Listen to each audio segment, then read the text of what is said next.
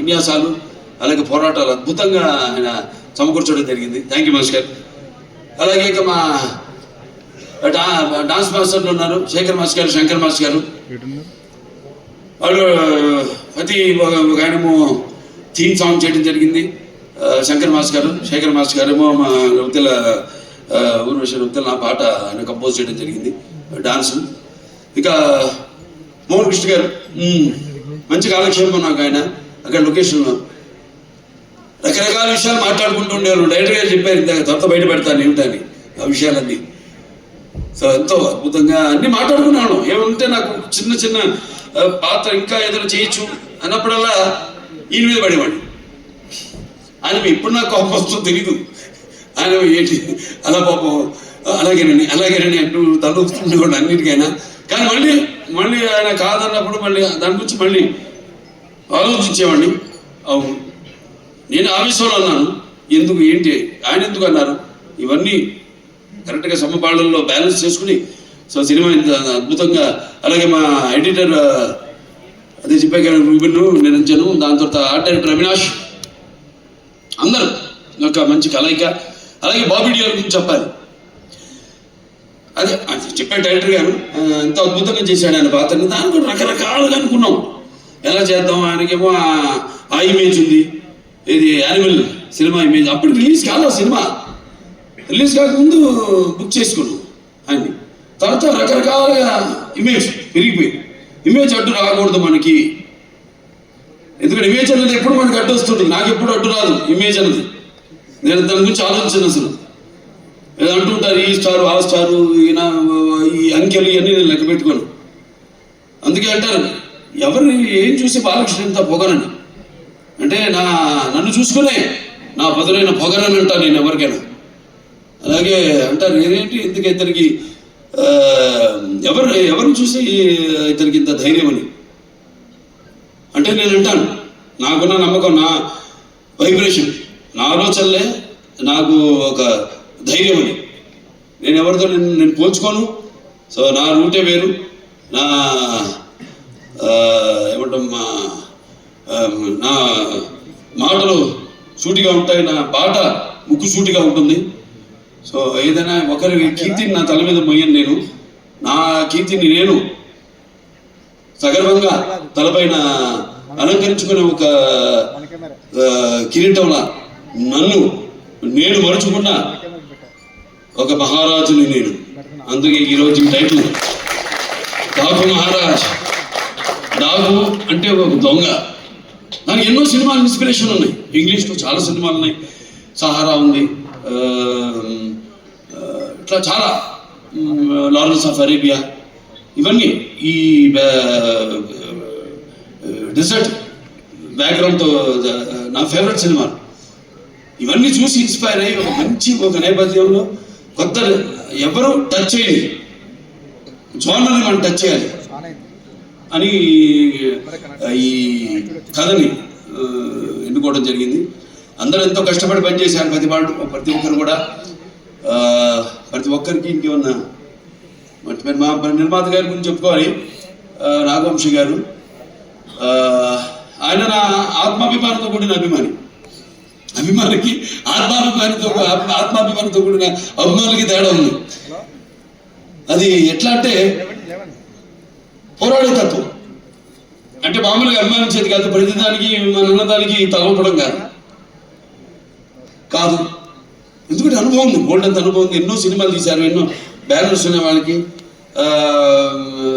Harika Hasini, golden ఎన్నో ఎంతోమంది ఉన్నారు ఆయన వెనకాల. బలం త్రివిక్రమ్ గారి తెలిమి, ఇట్లా చాలా మంది ఉన్నారు.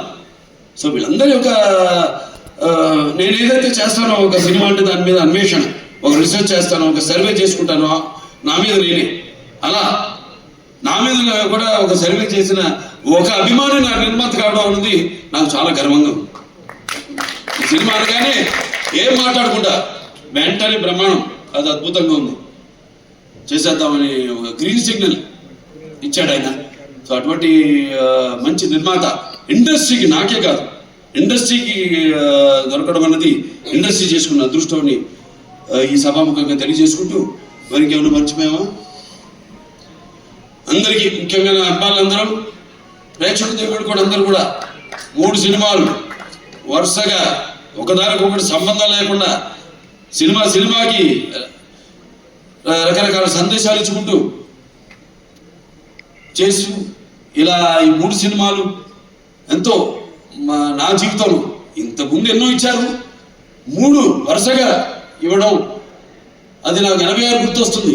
అప్పుడు నేను 7 సినిమాలు హిట్ అయ్యి, 7లో 6 సిల్వర్ జూబ్లీలు ఆడి, 1 100 రోజులు ఆడింది ఆ సినిమా.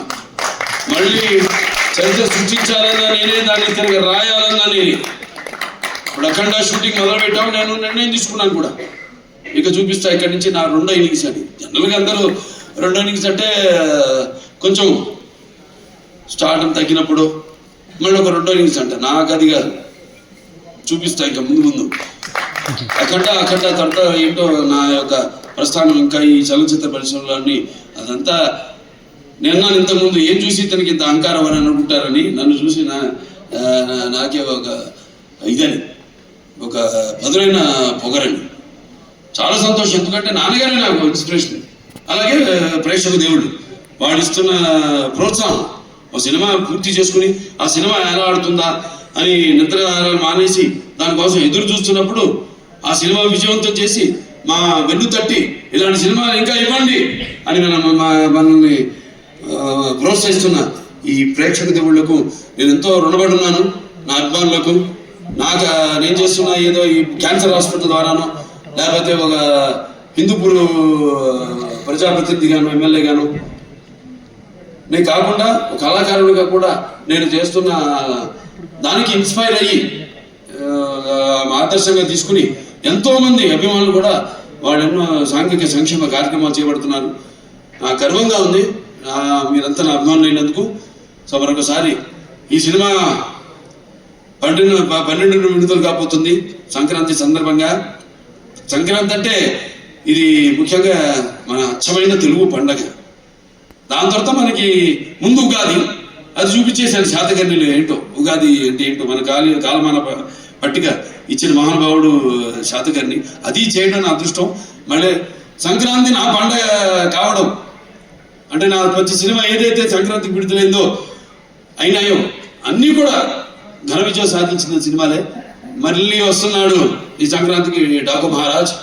సో మీ అందరూ కూడా, ముఖ్యంగా రైతుల పండుగ, రైతులందరూ కూడా మరి వాళ్ళు కష్టపడిన సంవత్సరం అంతా కష్టపడి దుక్కు దున్ని నీరు పోసి నార పోసి నీరు విత్తనాలు నాటి అలాగే నీరు పోసి అలాగే పంటకు వచ్చాక వాటిని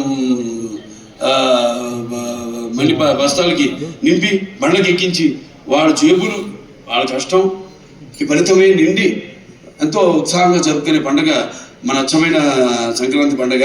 అలాగే ఈ గొబ్బెమ్మలతో, ఈ భోగి మంటల వెచ్చదనంతో, అలాగే హరిదాసుల కీర్తనలతో, అలాగే పిండి వంటలతో, కొత్త బట్టలతో, అల్లుళ్ళు అత్తగారింటికి వచ్చే ఈ పండుగ మన సంక్రాంతి పండుగ. సో అందరూ కూడా మరొకసారి నా సంక్రాంతి శుభాకాంక్షలు తెలియజేసుకుంటూ, సో ఈ సినిమా తప్పకుండా ఇప్పుడు చూసారు టీజర్ అంచెలంచెలుగా ఎలా ఇచ్చాను మేము ప్లాన్ చేసాం. ఎందుకంటే సినిమా అనేది ఎప్పుడు ఒక గుప్పిడి మూసి ఉన్నంత వరకు ఒకసారి తెలిస్తే, సో దాన్ని అంచెలంచెలుగా ఇంకా 2 రోజులే విడుదల కావడం ఈ సినిమా. సో ఇవాళ అసలైన టీజర్ వదిలేము, ట్రైలర్ వదిలేము, అసలైన ట్రైలర్ వదిలేము. సో అందరూ కూడా తప్పకుండా మీరు ఏం ఊహించుకుంటారో అంతకంటే మించే ఉంటుంది ఈ సినిమాని మీ అందరికి తెలియజేసుకుంటూ, ఇలాగే నా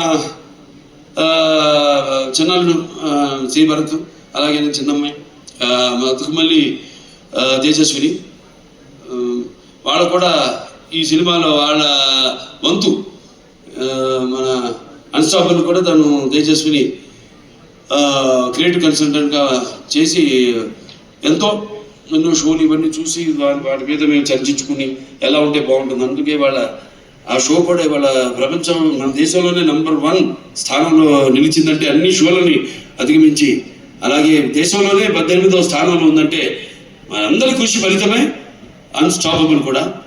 సో ఇక్కడి నుంచి నేను చెప్పినట్టు ముందు చూపిస్తాను నా 2 innings which is unstoppable.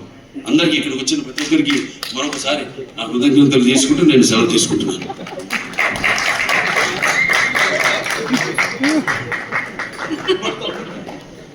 Thank you Balayya గారు, thank you. That is our Nandamuri నటసింహం.